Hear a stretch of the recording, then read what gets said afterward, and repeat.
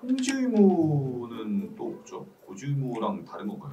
이 고지 의무 같은 경우는 가입을 할 때 보험사에다 알리는 거고요. 통지 의무는 가입하고 나서 내 직업이나 아니면 뭐 직종이 바뀌었을 때, 직무가 바뀌었을 때 보험사에다가 이제 알리는 겁니다. 왜냐면은 그 위험률이라는 게 있어요. 사무직하고 뭐 현장직일 경우에 사고 위험성이 이제 언제 더 많이 발생하는지는 충분히 알 수 있잖아요. 그렇기 때문에 직업마다 그 위험률이 좀 다릅니다. 그래서 만약에 사망보험금이나 아니면 뭐 장애 같은 부분이 이제 평가가 될 때 아무래도 이제 사무직보다는 현장직 같은 경우가 한도도 더 작아지고 위험률이 올라가기 때문에 그런 부분들이 좀 차이가 있어요. 아, 내가 회사 직군이 어디로 되는지를 알려야 된다는 건가요? 예를 들어서 처음에 시작할 때 사무직으로 시작을 했단 말이에요. 그런데 회사에서 근무를 하다가 가끔 현장직으로 빠지는 경우도 있잖아요. 이런 경우에는 이제 보험사에다가 직무가 바뀌었다라고 이제 알려야 되는 거죠. 그러면은 그 보험 가입 금액이나 이런 것들이 조정이 됩니다. 직군으로 오피셜로 바뀐 건 아닌데 네네. 현장으로 자꾸 나가라고 하는 경우는요? 그런 경우도 그렇게 바꿔야 되는 거죠. 통지를 해야 되나요? 현장 나가라고 시킨다고? 근데 그게 이제 보통 보면은 생명보험하고 손해보험이 있단 말이에요. 생명보험은 사실 크게 신경은 안 써요. 근데 손해보험은 통지 의무를 좀 민감하게 다룹니다. 그래서 심사를 하다가 이 사람이 처음에 이제 고지한 직업과 달라졌을 때는 그거는 이제 반영을 해서 보험금이 삭감되거나 그렇게 될 수 있죠. 이것도 보험사 입장 대변한다고 얘기할 것 같은데. 아니 이거는 이제 제가 말씀드린 것처럼 생명보험하고 손해보험은 좀 차이가 있어요. 그래서 생명보험은 이 직업이나 바뀐 거에 대해서 크게 신경 안 쓰는데 손해보험은 좀 그거를 많이 반영을 좀 합니다. 그러니까 직업이 어쨌든 바뀐 건 아닌데 네네. 부장이 자꾸 나를 현장 나가라고 하는 게 내 잘못은 아니지 않냐. 그렇죠. 이렇게 얘기할 수도 있잖아요.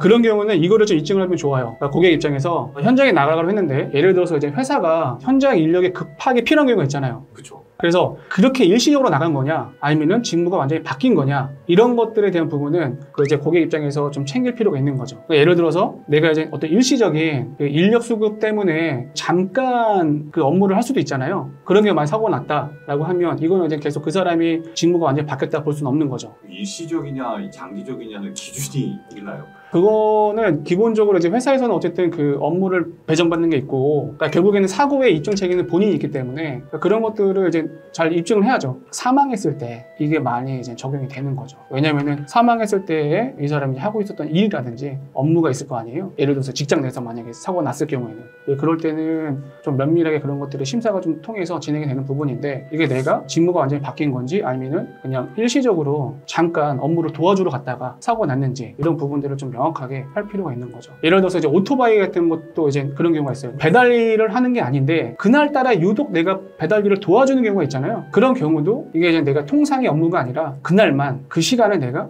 이제 일을 도와주다가 사고 났다 이런 것들을 이제 증빙할 필요가 있는 거죠.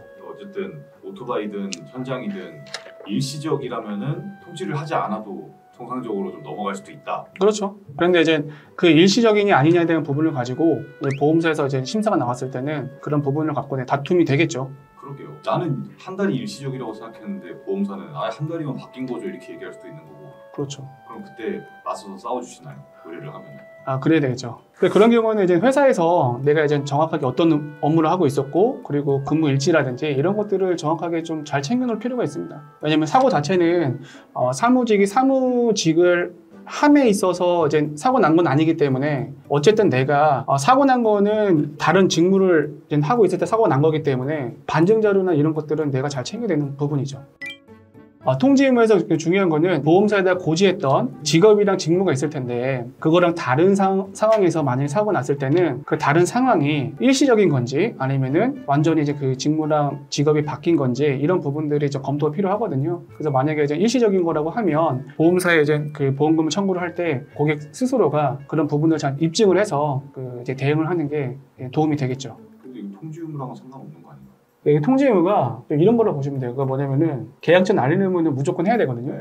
안 하고 넘어갔을 때는 보험사가 모르면 넘어가기도 해요. 근데 이제 이거를 영상으로 얘기할 때는 일단 무조건 해야 된다고 하죠. 그럼 또 악플 달릴 텐데요.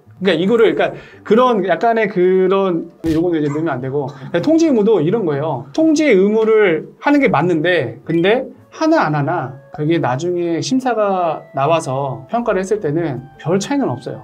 왜냐면은 그 사실이 알려지면은 어차피 그거에 맞게끔 삭감이 되거든요. 다만 그 사고가 발생이 된 게 내가 이제 어떤 직무가 바뀌었을 때는 일시적으로 내가 그 업무를 뭐 도와주러 갔다든지 이런 것들에 대한 부분을 이제 입증을 하는 거죠.